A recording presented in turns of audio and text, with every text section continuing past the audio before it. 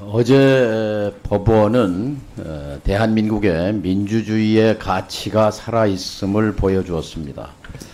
김태규 방통위 직무대행께서는 판사 출신으로서 법원이 어떤 판결을 내리든 그 판결은 존중돼야 한다 하는 것을 인정합니까? 예, 뭐 판결은 그 자체로 인정합니까? 짧게 얘기하십시오. 법원의 판결은 존중돼야 한다 하는 것 인정합니까? 예, 인정되는 문제하고 불복하는 문제는 또 다른 문제인 것 같습니다. 판결은 존중돼야 한다는 걸 인정하냐고요? 예, 존중하죠. 존중하죠? 예, 예. 예. 김태규 직무대행은 민주주의자입니까? 예. 예. 민주주의자는 겸손해야 합니다. 앞으로 유념하시기 바랍니다. 행정법원의 판결은 두 가지입니다. 하나는 위법성이요, 하나는 절차적 정당성입니다. 위법성이라고 하는 것은 정치적 다양성을 반영해서 위원을 구성하고 그리고 방송의 자유와 공공성, 이것이 방송통신위원회 법의 입법 목적입니다.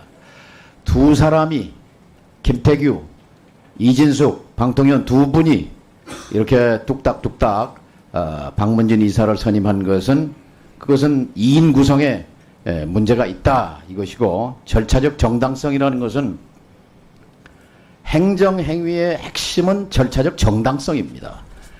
국민에게 직접적으로 이해관계가 있기 때문입니다. 그런데 면접도 생략하고 임명 당일에 군사작전하듯이 10시간 만에 해치운 것을 법원이 가처분을 인용 안 했다면 그것이 나는 이상한 판결이었다고 생각합니다. 특히 김태규 직무대행은 법률가 출신으로서 그러한 절차적 하자가 막심한 이런 행정행위에 동조하고 협력했다는 데 대해서 심한 유감을 표합니다. 입법 목적을 배신하는 이런 방통위의 존재와 그 행태에 대해서 차라리 방통위를 해체하는 것이 국민에게 이롭다, 저는 그렇게 생각합니다. 그 이유는 세 가지입니다. 하나, 방송의 자유가 침해당하고 있고 방송 산업의 위기가 닥쳐 있는데 방통위는 무력합니다. 방통위는 지상파, 케이블 TV, IPTV 등을 규제 진행하는 그런 역할을 하는데 현재 이런 방송들이 서서히 몰락하고 있습니다.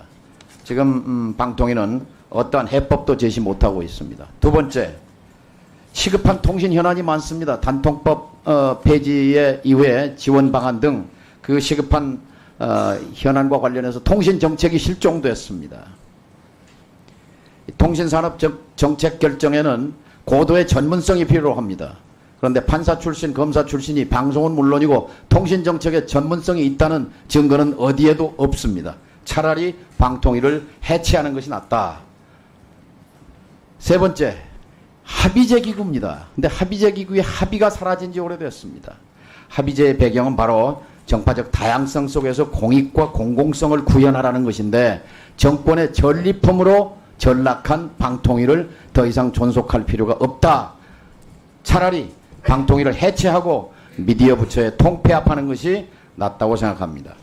현재대로 운영되는 것은 방송의 자유에 대한 침해뿐만 아니라 방송산업, 통신산업계에도 피해를 주고 있다고 생각합니다.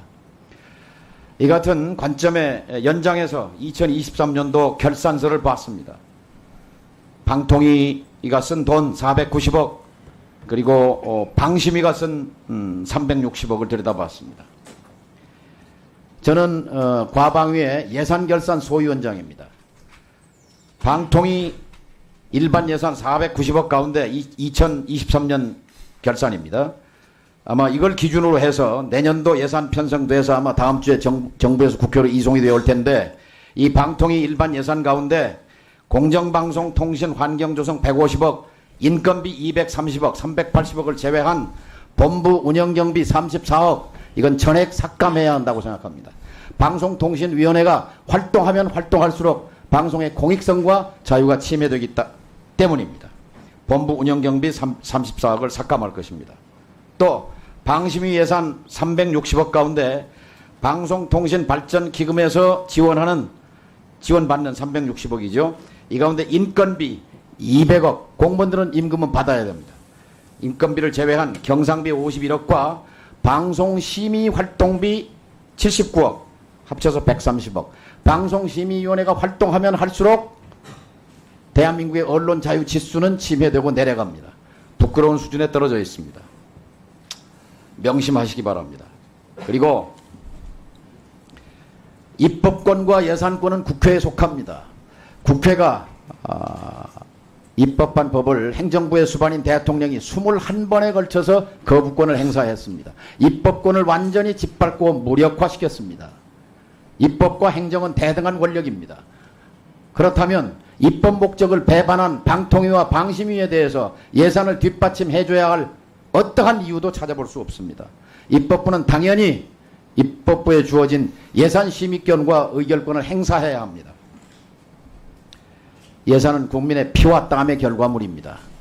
피와 땀으로 만들어진 예산을 가지고 방통위를 운영하고 방심위를 운영해서 언론 자유를 침해하고 방송의 자유를 독립을 해친다면 거기에 예산을 지원해줘야 할 이유는 어디에도 없습니다. 따라서 방통위 운영 예산 34억 삭감, 방심위 예산 130억 삭감, 과방위 예산결산 소위원장으로서 저의 소신을 밝히는 바입니다.